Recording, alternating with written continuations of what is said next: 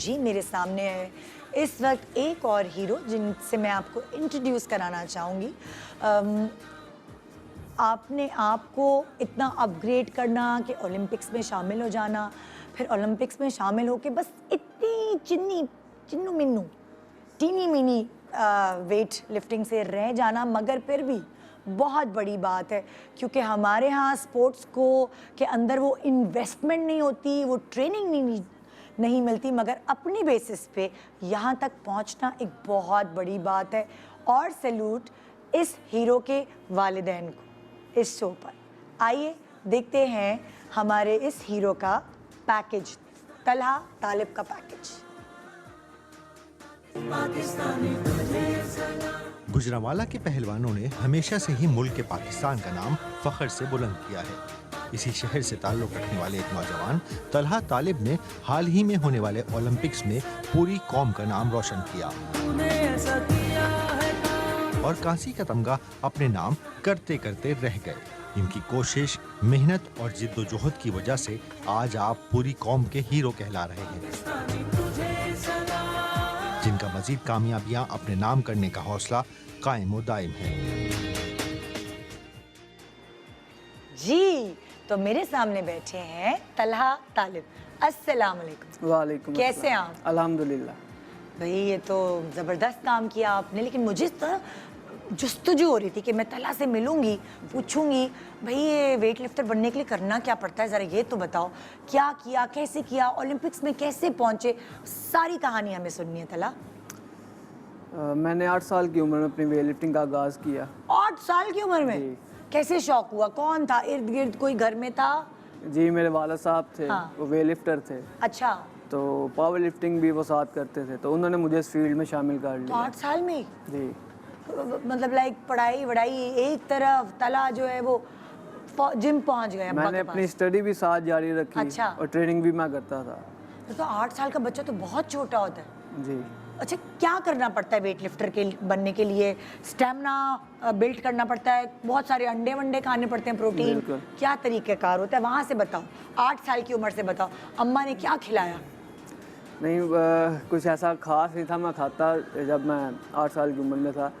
बस जब मैंने स्टार्ट की अपनी वेट लिफ्टिंग तो मैं सुबह टाइम जाता था 5 बजे फजर के बाद। हाँ। तो आधा पौना घंटा करके सिर्फ मैं फिजिकल एक्सरसाइज करता था। हाँ। रनिंग वगैरह, स्प्रिंट्स वगैरह, जंपिंग, रोपिंग और चिन अप्स, पुश अप्स वगैरह। अब्बू थोड़े सख्त थे, टाइम पे उठो, जाओ, जाके अपना स्टैमिना बिल्ड करो। अब्बा होते ना, जब बच्चे को कुछ बनाना होता है तो वहाँ से माँ बाप बकअप कर रहे होते।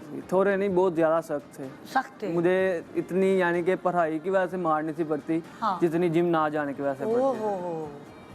और अम्मा जो है वो जाहिर है सुबह तुम 5 बजे उठ रहे हो तो अम्मा भी उठ के तुम्हें नाश्ता वाश्ता दे के भेजती होंगी। वो वाली भी एक मेहनत माओं की शामिल 8 साल की उम्र से। बिल्कुल। डाइट क्या देती थी? नाश्ता में क्या कराती थी? नाश्ते में अंडे में खाता था 6-7 फ्राई अंडे।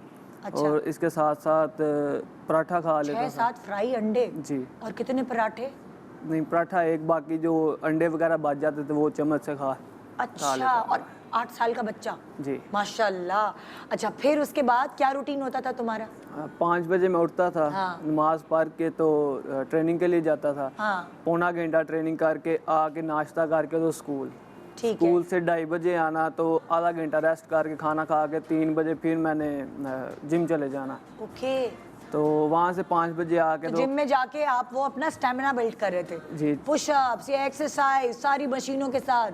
अभी आप 8 साल की उम्र में। सुने, लेकिन सच्ची बात है, एक आपसे इन्फॉर्मेशन पूछना चाहूँगी तलहा। मुझे वो कहते हैं, सब लोग कहते हैं कि भाई 18 साल के बाद या ज़रा 14-15 साल के बाद जिम जाना चाहिए वरना कद रुक जाता है। ये ऐसे ही बनी हुई है बात, मिथ बना हुआ है? जी आपके सामने ही हूँ मैं, क्योंकि 8 साल की उम्र में मेरी हाइट मेरे ख्याल से काफ़ी ज़्यादा बढ़ी है। अच्छा। तो ये बात वही करते हैं जिनका फैमिली बैकग्राउंड कोई स्पोर्ट्स से जिनका ताल्लुक नहीं होता। अच्छा, तो ऐਵੇਂ ही कह देते हैं कि भाई अभी जिम नहीं भेजना, अभी तो बच्चे का कद, अभी वेट लिफ्टिंग नहीं कराना, कद रुक जाएगा। और बेस्ट एज मेरे ख्याल से वेट लिफ्टिंग के लिए ये 7-8 साल की है। अच्छा। फिर ये स्टेप बाय स्टेप जाके तो एक वक्त आता है तब आप प्रोफेशनल फील्ड में आ जाते हैं। अच्छा जी। तो फिर तलहा फेल वेल तो नहीं होते थे पढ़ाई में? सारा दिमाग जिम में? पास हो जाते थे? नहीं, मैं जो मेरे पेपर्स वगैरह जो स्कूल के होते थे उसमें मेरे काफ़ी ज़्यादा सप्लीज आ जाती थी, फेल हो जाता था। तो मेरे जो एकेडमी के सर थे वो कहते थे तेरा कुछ नहीं बनना, बस वेट लिफ्टिंग पढ़ाई की तरफ तुम्हारा ध्यान नहीं है। लेकिन मेरे वाला साहब कहते थे कि एक ना एक दिन इंशाल्लाह तुम अपना नाम रोशन करो इंशाल्लाह। मतलब घर से कोई मार नहीं पड़ी ना? नहीं, सप्ली आने पे? नहीं। तो बस सप्ली करते करते, जिम करते करते फिर ओलंपिक्स तक पहुंचने का तरीक़ाकार क्या था? इस पर भी तुम्हारे वालिद साहब ने तुम्हें बैकअप किया, क्या तरीक़ाकार किया? 2015 में मैंने अपना फर्स्ट कंपटीशन खेला। 2000 का 15 में कॉमनवेल्थ यूथ गेम्स। अच्छा। और 72 कंट्रीज का नया रिकॉर्ड भी कायम किया था। अच्छा।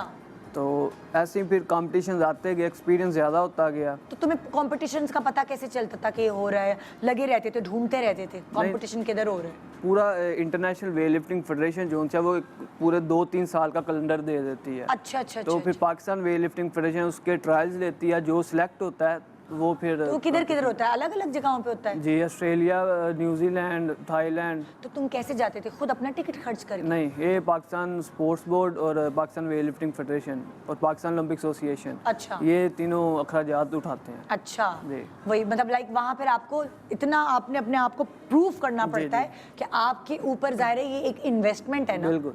अच्छा, तो तुम इस तरह करते करते फिर ओलंपिक्स में? जी। अब्बा गए कभी ओलंपिक्स? नहीं। ओलंपिक्स में और कौन गया है पाकिस्तान से? मेरे कोच थे अरशद मलिक साहब, फोत हो चुके हैं। तो 1976 में उन्होंने रिप्रेजेंट किया था। तो उनके बाद 45 साल बाद मैंने इस ओलंपिक्स में वेट लिफ्टिंग में रिप्रेजेंट किया। ओए 45 साल बाद।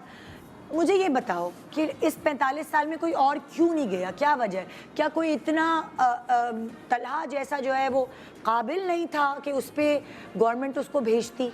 गवर्नमेंट ही भेजती है ना ओलंपिक्स में? जी। इसके लिए क्वालिफिकेशन राउंड होता है। अच्छा। अब मैंने 6 क्वालिफिकेशन राउंड खेले तो फिर मैं ओलंपिक्स में पार्टिसिपेट किया। अच्छा। तो ये वो पहले अपने मुल्क में प्रूव करना पड़ता है? नहीं, मुल्क में नहीं। तो ये मुख्तलिफ कंट्रीज के अंदर कॉम्पिटिशन्स होते हैं। अच्छा। तो वहाँ पे जाके अच्छी परफॉर्मेंस देना पड़ती है। तो जो इंटरनेशनल वेट लिफ्टिंग फेडरेशन और IOC है, इंटरनेशनल ओलंपिक कमेटी, वो फिर रिजल्ट को सामने रख के तो डिसाइड करते हैं कि ये डिजर्व करता है या नहीं करता। ओके। तो तला तुम्हें कैसा लगा जब तुम्हें ये खबर सुनने को मिली कि तुम ओलंपिक्स में जाने के लिए एलिजिबल हो? जी, ये तो ख्वाब होता है हर एथलीट का कि ओलंपिक्स में जाए, परफॉर्म करे। तो मेरी कोशिश थी कि अगर जब मुझे पता लगा कि मैं ओलंपिक्स में जा रहा हूँ, तो जिधर मैं 2 टाइम ट्रेनिंग करता था तो मैं 3 टाइम अपनी ट्रेनिंग शुरू कर दी। और सिर्फ मेरा ये कोशिश थी कि पार्टिसिपेशन के अलावा अच्छी से अच्छी परफॉर्मेंस दे सकूं, ताकि पूरी दुनिया को पता लगे कि पाकिस्तान काफ़ी ज़्यादा। ओलंपिक्स का नाम जहाँ पे आता है वहाँ पे तो बंदा एक दफ़ा वैसे प्रेशराइज हो जाता है। आपके पसंदीदा ड्रामे अब एक क्लिक की दूरी पर। चाहे हो मोहब्बत भरी कहानियाँ, सबक आमेज खेल या हो मज़ाया शोज, किसी भी लम्हे महसूस होने के लिए अभी सब्सक्राइब कीजिए हमारे YouTube चैनल को। एंटरटेनमेंट और लाइफस्टाइल की खबरें हो या हो ड्रामे और फिल्मों के रिव्यूज, अपने स्मार्टफोन से अभी डाउनलोड कीजिए ARY डिजिटल की ऐप और रखिए अपने आप को एंटरटेनमेंट की दुनिया से बाखबर। ARY डिजिटल बराह रास्त देखने और अपने पसंदीदा नए और पुराने ड्रामों से लुत्फानंदोज होने के लिए अभी विजिट कीजिए पाकिस्तान की सबसे बेहतरीन एंटरटेनमेंट वेबसाइट www.arydigital.tv। इन सब के अलावा फेसबुक हो या इंस्टाग्राम, ट्विटर हो या टिकटॉक, ARY बिखेर रहा है हर रंग खुशियों के।